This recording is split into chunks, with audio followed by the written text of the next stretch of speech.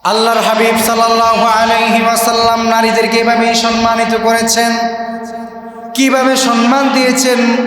কন্যা হিসাবে তিনি সর্বশ্রেষ্ঠ সম্মান ফাতেমাকে দেখিয়েছেন, স্ত্রী হিসাবে তিনি স্ত্রীদেরকে সর্বোচ্চ মূল্যায়ন করেছেন, সর্বোচ্চ মূল্যায়ন করেছেন।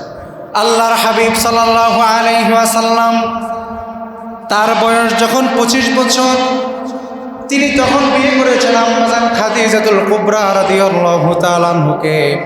খাদিজাতুল কুবরা রাদিয়াল্লাহু তাআলা আনহুকে তিনি বিয়ে করলেন, তখন খাদিজার বয়স 40 বছর। কত বছর? 40 বছর। আল্লাহর নবীর বয়স 25 বছর, খাদিজার বয়স 40 বছর। স্বাভাবিক পর্যায়ে স্বামী এবং স্ত্রীর বয়সের দূরত্ব অনেক বেশি, কিন্তু দেখেন স্বামীর হিসাবে আল্লাহর নবী খাদিজার হক কিভাবে আদায় করেছেন, খাদিজা স্বামী হিসাবে আল্লাহর নবীর হক কিভাবে আদায় করেছেন। এক নাম্বার, খাদিজাতুল কুবরা রাদিয়াল্লাহু তাআলা আনহু তিনি তার স্বামীর প্রতি কিভাবে হক আদায় করেছেন। তার সম্পত্তির সব কিছু তিনি আল্লাহর নবী সাল্লাল্লাহু আলাইহি সাল্লামের নামে দেন নাই। কারণ আমাদের সমাজে অনেকে দেখবেন বলবে আল্লাহর নবী সাল্লাল্লাহু আলাইহি সাল্লামকে খাদিজাতুল কুবরা সব সম্পদ লিখে দিয়ে দিয়েছে। এবং অনেক নাস্তিকরা বলে আল্লাহর নবী খাদিজার সম্পদের লোভের দিকে তাকিয়ে খাদিজাকে বিয়ে করেছেন। নাউজুবিল্লাহ। অনেক নাস্তিকরা এই যুক্তি দাঁড় করায়, কিন্তু অথচ খাদিজাতুল কুবরা একটুকু পরিমাণ সম্পদ আল্লাহর নবীর নামে লিখে দেন নাই, বরং খাদিজাতুল কুবরা রাদিয়াল্লাহু তাআলা আনহা তিনি বলেছেন, ইয়া রাসূলুল্লাহ, আমার যে বিশাল সম্পদের যে দরভাণ্ডার রয়েছে আমি সব কিছু ইসলামের জন্য বিলীন করে দিলাম।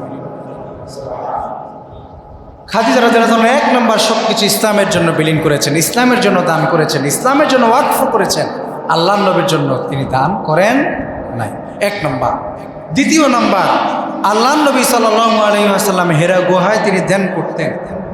খাদিজাতুল কুবরা বিশাল পাহাড়ি পথ, বিশাল পাহাড় বেয়ে বেয়ে একজন নারী তিনি 3 বেলা আল্লাহর নবীর জন্য খাবার নিয়ে যেতেন। এত পরিমাণ কষ্ট করলেন আল্লাহর নবী সাল্লাল্লাহু আলাইহি ওয়াসাল্লামের জন্য। সর্বশেষ আল্লাহর নবী সাল্লাল্লাহু আলাইহি ওয়াসাল্লাম একদিন হেরা গুহায় বসে আছেন, ধ্যান করছেন। এমন সময় জিবরিল আমিন এসে বলল, ইয়া রাসূলুল্লাহ, কিছুক্ষণ পরে আপনার স্ত্রী খাদিজাতুল কুবরা আপনার জন্য খাবার নিয়ে আসবে। আপনি আপনার স্ত্রীকে বলবেন আল্লাহ পাক রব্বুল আলামিন স্বয়ং আপনার স্ত্রীকে সালাম জানিয়েছেন। সুবহানাল্লাহ। আল্লাহর নবী সাল্লাল্লাহু আলাইহি সাল্লাম যখন খাদিজাতুল কুবরা এসেছেন, আল্লাহর নবী বললেন, খাদিজা, আজকে তোমার জন্য এক বড় সুসংবাদ রয়েছে, স্বয়ং আমার আল্লাহ পাক তোমাকে সালাম জানিয়েছেন। খাদিজাতুল কুবরা বলেন, ইয়া রাসূলুল্লাহ, আমার নারী জীবন সার্থক হয়ে গেল। আমি নারী হিসেবে আমি আজকে নিজেকে সার্থক বলে ঘোষণা করছি, কিন্তু ইয়া রাসূলুল্লাহ, আল্লাহর সালামের জবাব কিভাবে দিতে হয় সেটা আমি খাদিজা জানি না, আপনি আপনার পক্ষ থেকে আল্লাহকে জবাব জানিয়ে দেন। সুবহানাল্লাহ। আবার আল্লাহ পাক রব্বুল আলামিনের হাবিব নারীকে স্ত্রী হিসেবে সে সম্মান দিয়েছেন, নারী যখন মা হলেন, আল্লাহর নবী মা হিসেবে নারীকে এতটা মর্যাদা দিয়েছেন, বলতে গেলে লম্বা সময়। যাই হোক আমার ভাইয়েরা, মূল বিষয় হচ্ছে এটাই, আল্লাহর হাবিব সাল্লাল্লাহু আলাইহি ওয়াসাল্লাম ইসলাম প্রতিষ্ঠার মাধ্যমে, তার জন্ম হওয়ার মাধ্যমে তিনি যতগুলো জিনিস প্রতিষ্ঠা করেছেন তার মধ্যে সর্বোত্তম বিষয় হচ্ছে আল্লাহর হাবিব নারীর অধিকারকে আগে এই জমিনে প্রতিষ্ঠিত করেছেন। আল্লাহ পাক বিয়ে ছাড়া, স্বামী ছাড়া একজন সন্তান দান করেছেন, তিনি হচ্ছে হযরত ঈসা আলাইহিস সালাতু ওয়াস সালাম। হযরত মারিয়াম আলাইহিস সালাতু ওয়াস সালাম বা হযরত ঈসা আলাইহিস সালাতু ওয়াস সালামের আম্মা জান, তিনি স্বামী ছাড়া সন্তান জন্ম দেওয়াতে তৎকালীন সময়ের অনেক ফাসিক ফুজ্জাররা, কাফেররা মহিয়সী নারী মারিয়াম আলাইহিস সালাতু ওয়াস সালামকে নিয়ে নানা রকম কটূক্তির, নানা রকম গুজব তারা মক্কার অলিতে গলিতে সারা পৃথিবীর প্রান্তে প্রান্তে ছড়িয়ে দিয়েছে। কিন্তু আল্লাহ পাক রব্বুল আলামিন নিজেই হযরত মারিয়াম আলাইহিস সালাতু ওয়াস সালামের পবিত্রতা ঘোষণা দিয়েছেন। তিনি বলেছেন, আল্লাহ নিজেই বলেছেন, মারিয়াম আলাইহিস সালাতু ওয়াস সালাম কোনো অপরাধী নয়। এবং পবিত্র কোরআনুল কারীমের পুরো কোরআনে কোথাও কোনো নারীর নাম উল্লেখ হয়নি। আম্মা জান আয়েশা আল্লাহর নবীর এত প্রিয় স্ত্রী ছিলেন আম্মাজান খাদিজাতুল কুবরা, এত মহিয়সী নারী ছিলেন। এভাবে করে করে কত মহিয়সী নারী পৃথিবীতে আছে, ইসলামের ইতিহাসে যাদের সাথে সম্পর্ক অনেক বেশি, অনেক গভীরে, কিন্তু কারো নাম কোরআনের কথা উল্লেখ নেই। শুধুমাত্র একজন মহিলার নাম কোরআনে আছে, তিনি হচ্ছে হযরত মারিয়াম আলাইহিস সালাতু ওয়াস সালাম। আল্লাহ পাক এই নারীকে এত মর্যাদা দিয়েছেন, ওই নারীর নামে আল্লাহ পাক কোরআন আল কারীমে একটি সূরা পর্যন্ত নাজিল করে দিয়েছেন। সুবহানাল্লাহ। আমার প্রিয় ভাইয়েরা, আল্লাহ রাব্বুল আলামিন ইহুদিরা যখন হযরত ঈসা ইবনে মারিয়াম আলাইহিস সালাতু ওয়াস সালামকে নিয়ে ষড়যন্ত্র করলো এবং হযরত ঈসা আলাইহিস সালাতু ওয়াস সালামকে তারা হত্যা করে ফেলবে, সম্পূর্ণ পরিকল্পনা তারা যখন বাস্তবায়ন করে ফেলল, আমার আল্লাহ পাক রব্বুল আলামিন দুলির দ্বারা দুনিয়ার জমিন থেকে হযরত ঈসাকে চতুর্থ আসমানে নিয়ে গেলেন। আর চতুর্থ আসমানে নিয়ে গিয়ে আমার আল্লাহ পাক দুনিয়ার ইহুদিদের ষড়যন্ত্র থেকে আল্লাহ পাক হযরত ঈসা আলাইহিস সালাতু ওয়াস সালামকে বাঁচিয়ে দিয়েছে। সুবহানাল্লাহ। হযরত ঈসাকে আমার আল্লাহ পাক যখন আসমানে নিয়ে গেলেন, আল্লাহ পাক প্রায় 500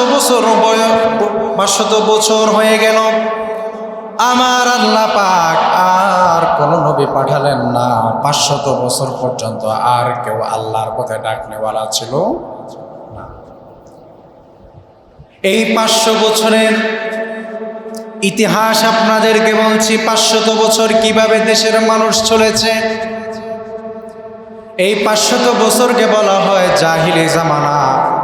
জাহেল বলতে বোঝায় মূর্খকে, মানে মূর্খতার জামানা। জাহেল মানে মূর্খ, জাহেল মানে কি? মূর্খ। আর এই 500 বছরকে বলা হয় জাহিলি যুগ, মানে মূর্খতার যুগ। এই জাহিলি যুগে কোনো বার্তা বাহক ছিল না, আল্লাহর কোনো নবী ছিল না, পয়গম্বর ছিল না। মানুষগুলো মুরব্বীদের কথা প্রথাকে তারা মেনে নিত। এক কথাই বলতে গেলে তারা দুনিয়াতে তাদের মন গড়া ভাবে আমল করত, কেননা তাদেরকে আল্লাহর পথে ডাকার জন্য আর অন্য কেউ ছিল না। একসময় জাহিলি যুগের মানুষরা নারীদেরকে বোঝা বলে মনে করত। নারীদেরকে কি বলে মনে করত? বোঝা। এটা সমাজের জন্য একটা বোঝা। নারীদেরকে জাহিলি যুগের মানুষরা মনে করত। জাহিলি যুগে নারীদেরকে বোঝা বলে মনে করত। এই কারণে কয়েকটা কারণ আছে, তার মধ্যে 1 নম্বর কারণ, নারীরা তৎকালীন সময়ে স্বাধীনভাবে পরিচালনা হতো, একবারে স্বাধীনভাবে। তারা চলতে ফিরতে গেলে পরে তাদের কোনো বাধা বাধ্যকতা ছিল না। নারীরা যখন স্বাধীন হয়ে গেল, এবার নারীদেরকে তৎকালীন সময়ের যে পালোয়ান ছেলেরা ছিল, পুরুষরা ছিল, তৎকালীন সময়ের ছেলেরা বা যুবকরা নারীদেরকে প্রিজিং করত। তৎকালীন সময় তো এদেরকে যে বাধা প্রদান করবে এরকম কেউ ছিল না। এক পর্যায়ে বিভিন্ন নারীরা জিনাকে তারা পেশা হিসাবে গ্রহণ করে নিয়েছে, মানে অবাধে মেলামেশা যেখানে সেখানে। এরপরে তাদের বাসভবনের সামনে নির্দিষ্ট কালারের একটা পতাকা ঝোলানো থাকতো যে এই ঘরে পতিতা বসবাস করে। তো স্বাভাবিক পর্যায়ে যে পিতারা মেয়ে সন্তানের জন্ম দিত, তারা যখন দেখতো একটা সময় আসলে পরে মেয়েগুলো এই জাতীয় বিভিন্ন নষ্ট কালচারের সাথে মিলে যায়, স্বাভাবিক পর্যায়ে সমাজের অন্যান্য মানুষগুলো তাদেরকে বা ওই বাবাকে পতিতার বাবা বলতো, খারাপ মেয়ের বাবা বলতো। তো এই জিনিসটা বাবাদের মনে প্রচুর আঘাত দিত, এতটা কষ্ট দিত যে বাবারা রাগান্বিত হয়ে কন্যা শিশু জন্মগ্রহণ করার সাথে সাথে তাকে ফুতে ফেলত। কে নিবে এই কলঙ্কের দাগ? মেয়ে বড় হলেই তো নষ্ট হয়ে যাচ্ছে, মেয়ে বড় হলেই তো বিপদে চলে যাচ্ছে। এই সমাজের মধ্যে ওই সময় কেউ যদি ভালো হয়ে চলতো, মানে কোনো মেয়ে তারা যদি ভালো হয়ে চলতো, তারা বিবাহের জন্য যখন তাদের সম্বন্ধ হতো বা বিবাহের জন্য যখন কথাবার্তা হতো, বিবাহ হয়ে যাবে এটা সম্পূর্ণ ঠিক হয়ে যাওয়ার পরে দেখেন কত নিম্নমানের প্রথা প্রচলিত ছিল। জাহিলি যুগের বিয়ে হতো কিভাবে দেখেন, বিয়ের পূর্বে এলাকাতে, প্রত্যেক এলাকাতে কিছু পালোয়ান যুবক ছিল, যাদের শরীরে অনেক শক্তি সামর্থ্যবান কিছু পালোয়ান যুবক ছিল।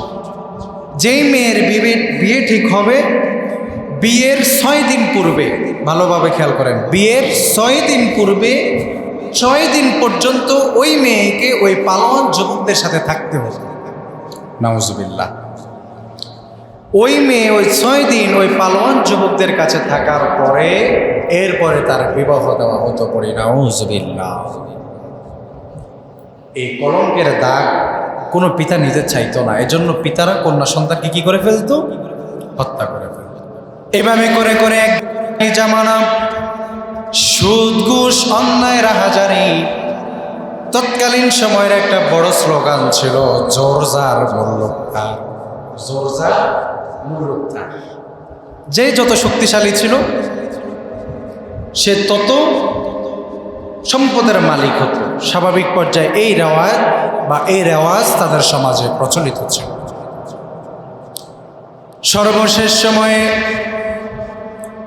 আল্লাহ নবী সাল্লাল্লাহু আলাইহি ওয়াসাল্লামের দাদা আব্দুল মুত্তালিব, আমার ভাইয়েরা, আল্লাহ পাক রব্বুল আলামিন আমার নবী সাল্লাল্লাহু আলাইহি ওয়াসাল্লামের যে বংশ, হযরতে ইব্রাহিম আলাইহিস সালাতু ওয়াস সালামের বংশে আমার নবী সাল্লাল্লাহু আলাইহি ওয়াসাল্লামের আগমন। সেই সূত্র থেকে এই বংশে যে সকল মানুষরা ছিল সবাই কাবা শরীফ বা কাবা ঘরের নিয়ন্ত্রণের দায়িত্বে থাকে, নিয়ন্ত্রণ করত। আব্দুল মুত্তালিব তিনিও কাবা শরীফের খাদেম, খেদমতদার হিসেবে তিনি কাবা শরীফের খেদমত করতেন। তৎকালীন সময়ের কাবা শরীফের প্রতি মানুষের এত নির্লজ্জ প্রথা প্রচলিত ছিল যে কাবা শরীফ যদি তাওয়াফ করতে হয় তাহলে পরে শরীরে কোনো জামা কাপড় রাখা যাবে না, জামা কাপড় সব ছেড়ে দিয়ে জাহিলি যুগের মানুষরা কাবা ঘর তাওয়াফ করতে না। আব্দুল মুত্তালিব এত নিকৃষ্ট জিনিস, আব্দুল মুত্তালিব প্রায় সময় এটা নিয়ে আফসোস করতেন। সর্বশেষ সময় হাতির বাহিনী তারা কাবা শরীফকে ধ্বংস করে ফেলবে। এভাবে করে হাতির বাহিনী কাবা শরীফ আক্রমণ করার জন্য কাবার দিকে আসছে। আব্দুল মুত্তালিব তারা জানে যে তিনি হচ্ছেন কাবা শরীফের খাদেম। আব্দুল মুত্তালিবের অনেকগুলো গরু ছিল বা অনেকগুলা বেড়া ছিল, অনেকগুলা দুম্বা ছিল। তো আব্দুল মুত্তালিবের এই দুম্বা বেড়াগুলো বা ওঁটগুলো, তার পালিত পশুগুলোকে হাতির বাহিনীরা আগে ক্যাপচার করে নিয়েছে, মানে আগে এগুলোকে হাইজ্যাক করে তারা নিয়ে গিয়েছে, যাতে করে আব্দুল মুত্তালিবকে দুর্বল করে যায় অর্থ সম্পদের দিক থেকে। আব্দুল মুত্তালিব কাবাঘর ছেড়ে দেব, কাবাঘর ছেড়ে দিয়ে হাতির বাহিনীদের কাছে গিয়ে বলল, তুমি আমার দুম্বা, তুমি আমার বেড়াগুলো দিয়ে দাও। হাতির বাহিনীর তারা বলল, কেমন কথা আব্দুল মুত্তালিব, আমরা তোমার কাবাঘর আক্রমণ করতে যাচ্ছি, কাবাঘর আজকে ধ্বংস করে ফেলব, আর তুমি কাবাঘর না বাঁচাইয়া তুমি আসছো তোমার হাতি ঘোড়া তোমার এগুলা নেওয়ার জন্য। তুমি কি, তোমার কি ভালোবাসা কি কাবাঘরের প্রতি তোমার বিন্দু পরিমাণ ভালোবাসা নয়? আব্দুল মুত্তালিব তখন বজ্র কণ্ঠে এভাবেই আব্দুল মুত্তালিব হাতির বাহিনীদের সামনে বলে উঠল যে, দেখো, আমি একজন মানুষ কাবাঘরকে কিভাবে বাঁচাবো? আমি কয়েকজন মানুষ নিয়ে এই কাবাঘর বাঁচানোর সক্ষমতা আমার নাই, কিন্তু আমার দুম্বাগুলো, আমার বেড়াগুলো, এগুলো বাঁচানোর অধিকার আমার আছে, কারণ এগুলো আমার সম্পদ। অতএব তুমি আমার সম্পদ আমাকে ফিরাইয়া দাও, কাবা ঘরের মালিক আমি না, কাবা ঘরের মালিক তিনি হেফাজত করবেন, এটা আমি হেফাজত করতে পারবো না। সুবহানাল্লাহ। কাবার মালিক কাবা হেফাজত করবে, আমি পশুর মালিক, আমাকে পশু দিয়ে দাও, শেষ কথা, তোমার সাথে আমার কোনো দ্বন্দ্ব নাই। এই বর্ণনা থেকে এটা স্পষ্ট হয় যে আল্লাহ নবীর যারা বংশধর ছিলেন, আল্লাহ নবীর বাবা মা দাদা দাদি, নিঃসন্দেহে তারা নবী ইব্রাহিম আলাইহিসসালামের রেখে যাওয়া শরীয়তের উপর প্রতিষ্ঠিত ছিল। আমাদের সমাজে অনেক ভাইয়েরা আছেন যারা বলে থাকেন আল্লাহ নবীর মা বাবা জান্নাতে যাবে না। এরকম অনেকে বলে যে তখন তো জাহিলি যুগ ছিল, জাহিলি যুগে তো কেউ বার্তাবাহক কেউ ছিল না, অতএব আল্লাহ নবীর মা বাবারাও দিন পায় নাই, তার মানে তারাও বেঈমান ছিল। নাউজুবিল্লাহ। না না, আল্লাহ নবীর যে বংশধর ছিল, যে সিলসিলা ছিল, আল্লাহ পাক রব্বুল আলামিন যুগে যুগে তাদেরকে কাবা ঘরের খাদেম হিসেবে নিযুক্ত করলেন এবং তাদেরকে ঈমানের উপর অটল রেখেছেন। যার প্রমাণ হচ্ছে এটা আব্দুল মুত্তালিব কি বলেছে, কাবা ঘরের মালিক কাবা ঘর হেফাজত করবে, আমার পশুর মালিক আমি, এটা আমাকে দিয়ে দাও। এগুলো থেকে বোঝা যায় নবীর বংশধর যারা ছিলেন পূর্বের, তারা নিঃসন্দেহে জান্নাতি, নবীর মা বাবা তারাও জান্নাতি। যাই হোক, আল্লাহ নবী সাল্লাল্লাহু আলাইহি ওয়াসাল্লাম একদিন মসজিদে নববীতে আলোচনা করছেন, এমন সময় একজন নারী অথবা এমন সময় একজন সাহাবী আল্লাহ নবীকে বললেন, ওগো নবী, আমি আপনাকে একটি ঘটনা বর্ণনা করতে চাই, আমি আপনাকে একটি বিষয়ের উপর আলোচনা করতে চাই।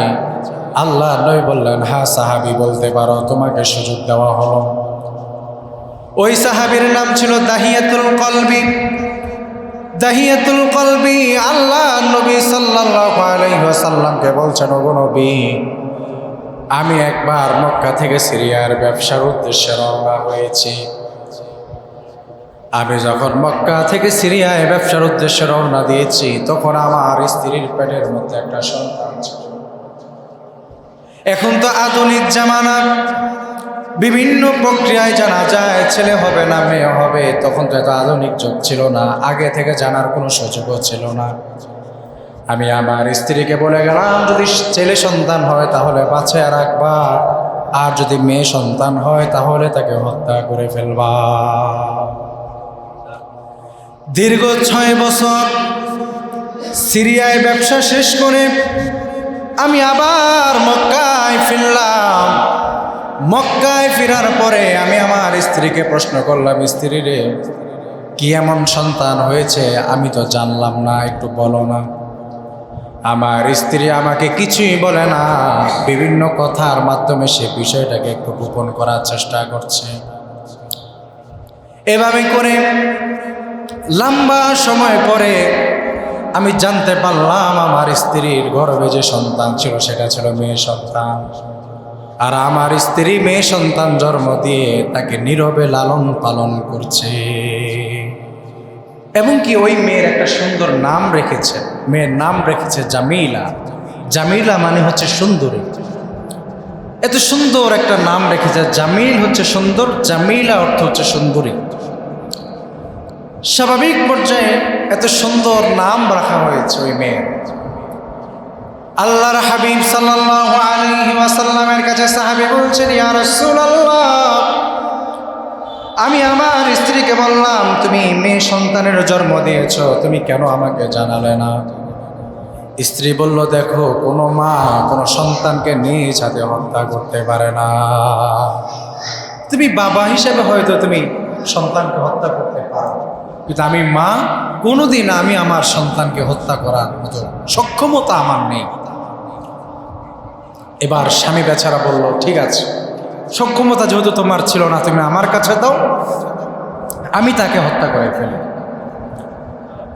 দাহিয়াতুল কলবে বলেন, ইয়া রাসূলুল্লাহ, আমার স্ত্রীর চোখের পানি ছেড়ে আমার 2খানা হাত ধরে বলল, দেখো স্বামী, জীবনে তোমার কাছে স্বামী এবং স্ত্রীর মধ্যে অনেক চাওয়া পাওয়া থাকে, কিন্তু তোমার সাথে আমার তেমন কোনো চাওয়া পাওয়া হয় নাই। তোমার কাছে আমি বিশেষ কিছু আজ পর্যন্ত চাই নাই, তুমি স্বামী হিসাবে আমাকে তেমন কিছুই দাও নাই। তোমার কাছে তেমন বেশি কিছু চাইও না, তবে স্বামী হিসাবে তোমার কাছে আমি যেই জিনিসটা চাই, সাবধান, তুমি আমার মেয়েকে কখনো হত্যা করবা না। একটা চাওয়া তুমি পূর্ণ করে দাও। দাহিয়াতুল কলবে বলে, আমি আমার স্ত্রীকে সান্ত্বনা দেওয়ার জন্য কিছুটা সময়ের জন্য নিজেকে কন্ট্রোল করে মেনে নিলাম। কিছুটা সময়ের জন্য আমি মেনে নিলাম, ঠিক আছে, তুমি তোমার সন্তান রাখো, এটা সমস্যা নেই। কিছুদিন পর পার হয়ে গেল, কিন্তু আমার শরীর তো সহ্য হচ্ছে না, আমার মন মানসিকতা তো জিনিসটাকে মেনে নিচ্ছে না। কেননা তৎকালীন সময়ে কোনো মেয়ে সন্তানকে বাঁচায় রাখার বিধান ছিল না। আমার শরীরে তো কোনোভাবেই জিনিসটা মানতে পারলাম না। একে একে সময় পার হয়ে যাচ্ছে। এবার আমি একদিন আমার স্ত্রীকে বললাম, মেয়ে সন্তানটাকে দাও, দীর্ঘদিন হলো শ্বশুর বাড়িতে যাই না, দীর্ঘদিন হলো শ্বশুর বাড়িতে যাওয়া আসা হয় না, আমাকে একটু তোমার মেয়েকে দাও, মেয়েকে নিয়ে আমি একটু শ্বশুর বাড়িতে যাব। মা হাজারো বার নিজেকে স্বামীর স্বাভাবিক পর্যায়ে স্বামীর চাওয়া পাওয়া স্ত্রী হিসাবে পূর্ণ করবে, এটাই স্বাভাবিক। এক পর্যায়ে মা তার সন্তানকে, তার মেয়েকে সুন্দরভাবে সাজিয়ে গুছিয়ে একবারে পরিপাটি করে মেয়েকে পাঠিয়ে দেয়। মা বাবার সাথে মেয়ে যাচ্ছে। আল্লাহর নবী সাল্লাল্লাহু আলাইহি ওয়াসাল্লামের কাছে ওই সাহাবী বর্ণনা করছে, আমি আমার মেয়েকে নিয়ে মা থেকে বিদায় নিয়ে চলে শ্বশুর বাড়ির উদ্দেশ্যে রওনা দিলাম। মূলত তো শ্বশুর বাড়ির উদ্দেশ্যে রওনা দেই নাই, গহীন জঙ্গলে পাহাড়ের ভিতরে আমি চলে গেলাম। নির্জন পাহাড়, ধুধু মরুভূমি, কোনো মানুষের আনাগোনা নাই। যখন দেখলাম চতুর্দিকে শুধু পাহাড় আর পাহাড়, ধুধু মরুভূমি দেখা যায়, আমি এবার আমার মেয়েকে হাত থেকে রেখে দিয়ে শাবল নিলাম। শাবল নিয়ে আমি স্বাভাবিক পর্যায়ে গর্ত খনন করতে লাগলাম। ওগো আল্লাহর নবী, আমি গর্ত খনন করছি, আর আমার মেয়ে, আমার শরীর থেকে যে গামগুলো জোরে জোরে পড়ছে, আমার মেয়ে নতুন জামা দিয়ে সে গামগুলো পর্যন্ত মুছে দিচ্ছে। গর্ত খনন করার সময় মাটিগুলো আমার দাড়িতে এসে পড়ছে, আমার মেয়ে দাড়ি থেকে পর্যন্ত আমার বালিগুলো, মাটিগুলো সরিয়ে দিচ্ছে।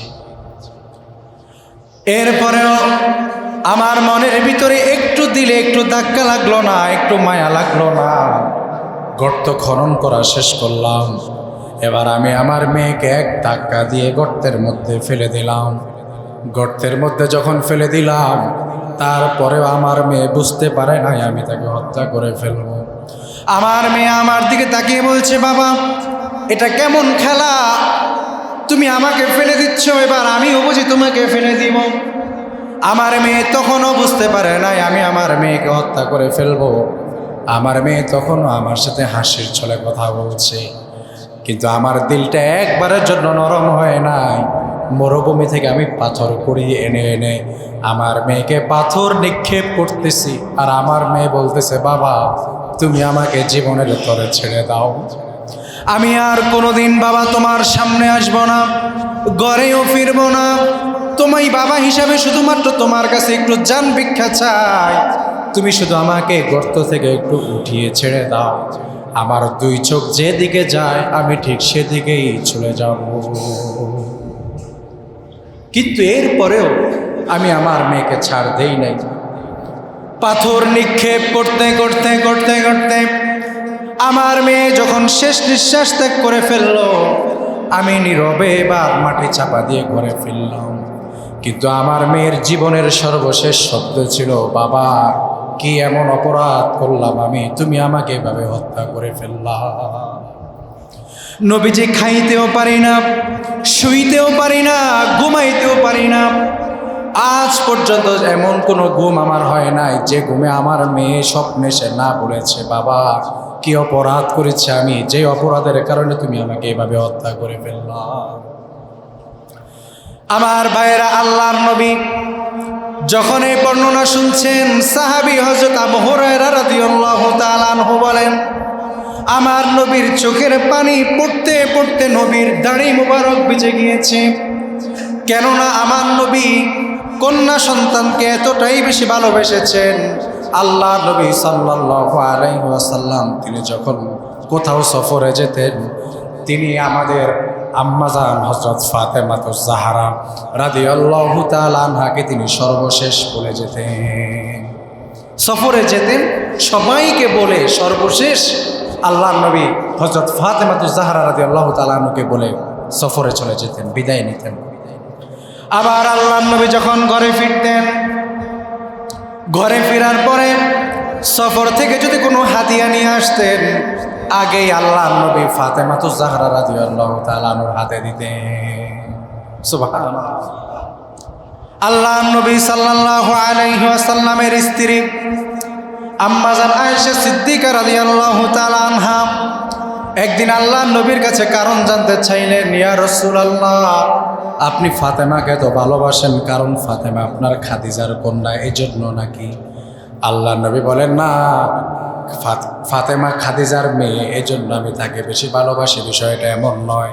বরং আমি নবী তোমাদেরকে ঘোষণা দিয়ে যাচ্ছি, কোনো বাবা যদি ঘরে কোনো হাদিয়া নিয়ে আসে, আর সে হাদিয়া যদি আগে মেয়ে সন্তানদেরকে দিয়ে বিলানো শুরু করে দেয়, আল্লাহ পাক ওই হাদিয়ার মধ্যে অপরন্ত বরকত ঢেলে দেয়। সুবহানাল্লাহ। কোনো পিতা যদি কোথাও সফরে বের হয়, আর যদি তিনি তার সন্তানকে, তিনি তার কন্যা সন্তানকে সর্বশেষ সময় বলে যায়, আল্লাহ পাক ওই পিতার সফরকে নিরাপদ করে দেয়। আল্লাহ পাক রব্বুল আলামিনের হাবিব দেখেন, আপনাদেরকে সেই বিষয়টাই জানাচ্ছি, কেমন যুগ ছিল জাহিলি যুগ, যেই যুগে নারীদেরকে বিনা অপরাধে বিনা কারণে হত্যা করে ফেলা হতো। আর আমার নবী সাল্লাল্লাহু আলাইহি ওয়াসাল্লাম দুনিয়াতে আগমন করলেন, আর আগমন করার পরে নারীদেরকে, যাদেরকে নিরপরাধভাবে হত্যা করে ফেলা হতো, আল্লাহ নবী তাদেরকে নিয়ে স্বর্ণ পদক দিয়ে সম্মানিত করেছে। কেমন স্বর্ণ পদক দিয়ে সম্মানিত করেছেন? আল্লাহর হাবিব সাল্লাল্লাহু আলাইহি ওয়াসাল্লাম বলেছেন, সাবধান পুরুষেরা, দুনিয়াতে তোমাদের জন্য আমি নবী এবং আমার আল্লাহ পাকের ঘোষণা হলো, তোমরা স্বর্ণ অলংকার তোমরা ব্যবহার করবা না, এটা পুরুষের জন্য নিষেধ। স্বর্ণ ব্যবহার করা এটা পুরুষের জন্য কি নিষেধ। রূপার বিষয়ে তোমরা রূপা, স্বর্ণ, রূপা এগুলো তোমরা ব্যবহার করবা না। এবার আসুন, কেন আল্লাহ নবী নিষেধ করলেন পুরুষের জন্য, কেন এটা ইসলামের শরীয়তে হারাম করা হলো? কারণ এজন্যই অনেক পুরুষেরা এমন করবে যে তাদের স্ত্রীকে না দিয়ে তারা নিজেরাই সেটা পরে পরে ঘুরে বেড়াবে। ইসলামী নিষেধ থাকার পরে তো অনেক পুরুষরা স্বর্ণের ব্যবহার, পুরুষরা যদি স্বর্ণ ব্যবহার করে, বর্তমান বিজ্ঞানের গবেষণা এবং থিওরি, সোভিয়েত ইউনিয়নের একজন বিজ্ঞানী আছেন, তিনি গত কিছুদিন আগে, আমেরিকান বিজ্ঞানী, তিনি বললেন কোনো পুরুষ যদি স্বর্ণ ব্যবহার করে, তার 1 নাম্বার ক্ষতি হচ্ছে তার যৌন শক্তি অতি দ্রুত হ্রাস পেয়ে যায়, 1 নাম্বার ক্ষতি।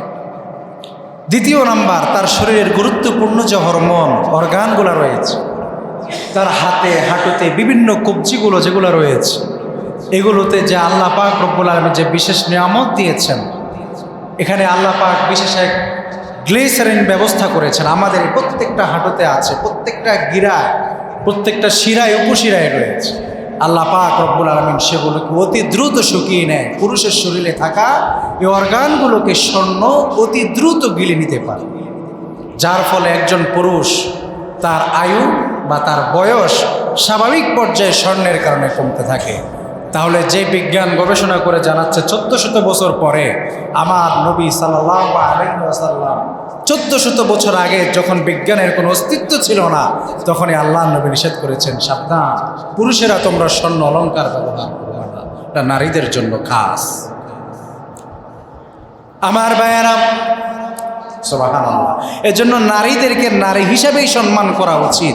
কারণ আমাদের সমাজে অনেককে দেখবেন একজন বেপরদা নারী দেখলে অসম্মান করে, এবং আমাদের অনেক হুজুররা স্টেজে বসে বসে বেপরদা নারীদেরকে নিয়ে গান গায় আর মজা করে। অসভ্যতা, এটা হচ্ছে চরম অসভ্যতা বলে আমি মনে করছি। এটা কখনো সভ্য মানুষের রুচির মধ্যে এগুলো পড়ে না। আমি তো মনে করি বেপর্দা থাকুক আর পর্দায় থাকুক, তিনি একজন নারী, নারী হিসেবে আমি ওনাকে সম্মান করি। এটাই হোক আমাদের ব্যক্তিত্ব, এটাই হোক আমাদের মনুষ্যত্ব। বিশেষ করে আমরা যারা মুসলমান, তিনি পর্দায় থাকুক বেপর্দায় থাকুক, আমার মুসলমান হোক বেদুইন হোক হিন্দু হোক যেই হোক, নারী হিসাবে আমি ওনাকে সম্মান করি। এতটুকু যদি আমার আপনার ভিতরে নিয়ে আসতে পারে, আল্লাহ পাক চাইলে কোনো না কোনো দিন ওনাকে হেদায়েত দিতে পারে।